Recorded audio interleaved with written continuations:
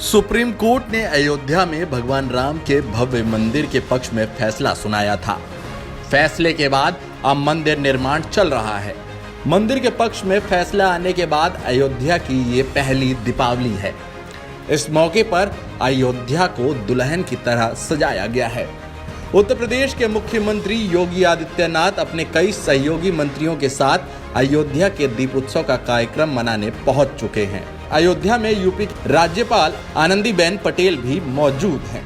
राम की नगरी में शुक्रवार को दीपोत्सव के कार्यक्रम से पहले जन्मभूमि में योगी आदित्यनाथ ने भगवान राम, माता सीता, लक्ष्मण का अभिनय कर रहे पात्रों से भेंट किया।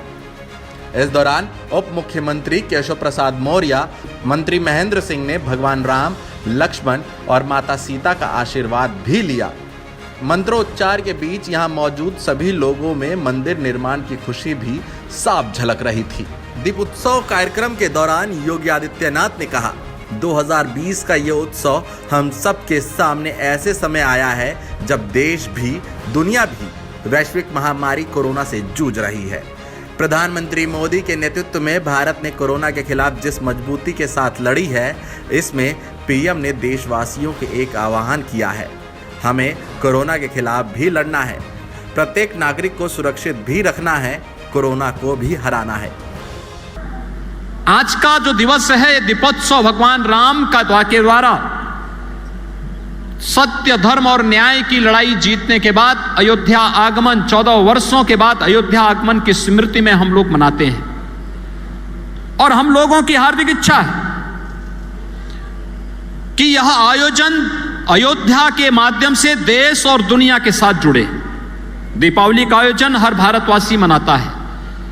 पूरी दुनिया के अंदर जहां कहीं भी सनातन हिंदू धर्मावलंबी होगा, भारत के अंदर जन्मे हुए किसी भी मत, मजहब, संप्रदाय से जुड़े हुए कोई भी अनुयायी वो भारतवंशी है, भारतवासी है, वह दीपोत्सव के साथ, दीपावली के आयोजन के साथ जुड़ता है और इस आयोजन के साथ जुड़ करके अपने जन्म और जीवन को गौरव की अनुभूति करता है।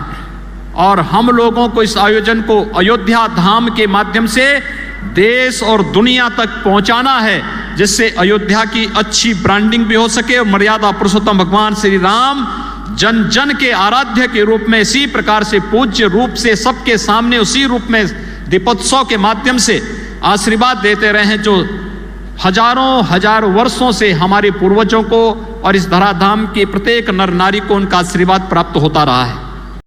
योगी आदित्यनाथ ने आगे कहा, भारत भक्तों की जो तमन्ना थी वो कार्य पीएम मोदी की वजह से संपन्न हुआ है। यूपी वासियों की ओर से प्रधानमंत्री मोदी का अभिनंदन करता हूं, उनका आभार व्यक्त करता हूं। 5 सदी का वो संकल्प पूरा होते हुए देश और दुनिया देख रही है। इससे पहले योगी आदित्यनाथ ने जन्मभूमि पहुंचकर भगवान रामलला की पूजा अर्चना की। उन्होंने शाम को राम की पौड़ी से दीपोत्सव के कार्यक्रम की शुरुआत की। इस बार सरयू नदी तट पर 5.5 लाख से ज्यादा दिए जलाए गए। अयोध्या में होने वाले दीपोत्सव कार्यक्रम से पहले शोभा यात्रा भी निकाली गई। आपको बता दें कि इस बार राम मंदिर निर्माण स्थल पर भी 11,000 दिए जलाए गए हैं। उधर मुख्यमंत्री योगी आदित्यनाथ ने कोविड-19 के मद्देनजर त्योहारों में पूरी सतर्कता बरतने के निर्देश देते हुए कहा कि दीपावली से लेकर छठ पर्व तक व्यापक सावधानी की आवश्यकता है, क्योंकि इस दौरान लोग आपस में भेंट करते हैं। उन्होंने कहा कि छठ पर्व सामूहिक रूप से संपन्न किया जाता है। इसे देखते हुए जनपद स्तर पर समीक्षा करते हुए संक्रमण नियंत्रण के प्रभावी उपाय सुनिश्चित करने के लिए निर्देश दिए गए हैं। मुख्यमंत्री आदित्यनाथ ने शुक्रवार को यहां अपने सरकारी आवास पर आयोजित एक उच्च स्तरीय बैठक में अनलॉक व्यवस्था की समीक्षा कर रहे थे। उन्होंने कहा कि कोविड-19 से बचाव के संबंध में जागरूकता फैलाने के लिए विशेष प्रयास किए जाएंगे।